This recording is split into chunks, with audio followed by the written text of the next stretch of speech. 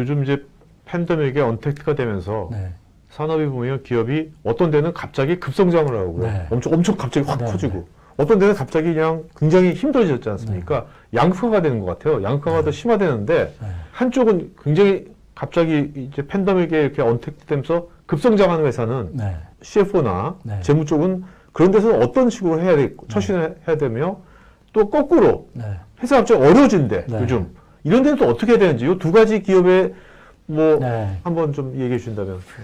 자기가 예를 들어서 본인이 아주 성장하고 이렇게 급성장하고 성장하는 회사에서 근무를 한다 하고 아주 이제 어려운 회사에서 근무를 한다 이렇게 가정을 해보시면 좀 이해가 될 텐데요.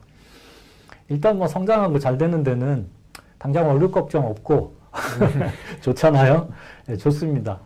단 이제 경각심을 가지셔야 될 거는 아주 잘 되는 기업의 경영하고 어려운 기업의 경영 둘 중에 어느 게 더 어렵냐고 물어본다면 제대로 경영하기는 잘 되는 기업의 경영이 더 어렵습니다. 왜요? 네. 사람도 그렇고 조직도 그런데 이 잘 될 때는 모든 게 버블이 낍니다.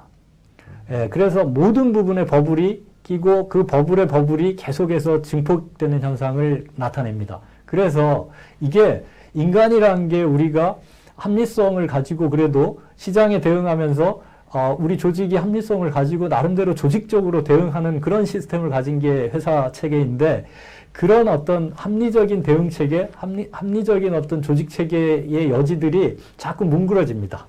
예, 그리고 인간은 마음이 느슨해지고 조직도 마찬가지입니다. 그래서 조금씩 뭉개진 게 일정한 시간이 지나면 엄청 뭉개져가지고 거기서 리더십 발휘하기 어렵습니다. 그리고 궁극적으로 이게 상황이 좋아서 잘 된 거냐 아니면 본인의 능력으로 경영 성과가 좋은 거냐는 질문을 하면 어렵습니다. 그리고 항상 잘 될 수만 없기 때문에 잘 되다가 또 기복이 있거나 아주 어려워질 수도 있거든요. 약간의 기복만 와도 원래 어려울 때 인간의 본성이 드러나듯이 조직도 마찬가지입니다. 약간의 기복만 있어도 난리가 납니다. 예, 이게 우리 조직이 이 정도였던가 싶은 그런 현상들이 나타납니다. 그래서 기업 경영을 하실 때 기본적인 목표는 이 잘 되든 못 되든 그러니까 축구의 예를 들으면 정확할 텐데요. 그러니까 우리가 하고 싶은 축구가 뭐냐는 거죠. 우리 포메이션이 뭐냐는 거예요. 그래서 그날 경기가 상대가 못해서 잘 풀리면 세게 나가는 거예요. 예. 그리고 경기가 좀 안 풀려도 우리가 하려는 축구를 제대로 해보는 거. 그럼 질 수도 있죠. 예, 이길 수도 있고. 그래서 우리 기업이 하려고 하는 그런 축구 방식은 뭐냐. 이런 부분이 있는 회사가 잘 됐을 때 그거를 극대화해가지고 좋은 성과를 내는 경우는 덜한데 그러지 않은 경우에는 잘 되는 경우에 엄청 어렵고요. 나중에는 어떤 현상이 생기냐면 그냥 노력하는 것보다 운이네.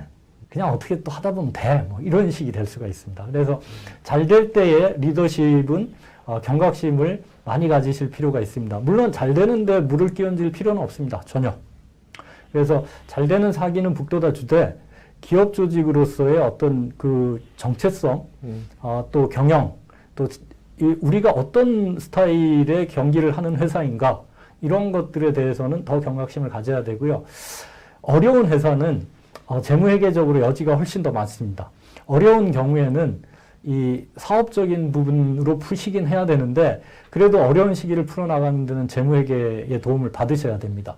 현금 흐름 제일 중요하잖아요. 어려울 때는 현금 흐름이 제일 중요합니다. 이익 두 번째입니다. 현금 흐름이 더 중요합니다. 예. 근데 현금 흐름 도움 받으려면 결국 파이낸싱 해야 됩니다. 예.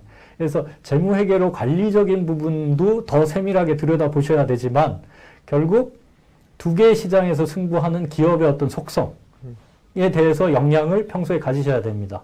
하나는 뭡니까? 예, 상품 소비자 시장. 또 하나는 자본시장. 그래서 기업은 두 개의 시장에서 기능하는 거거든요.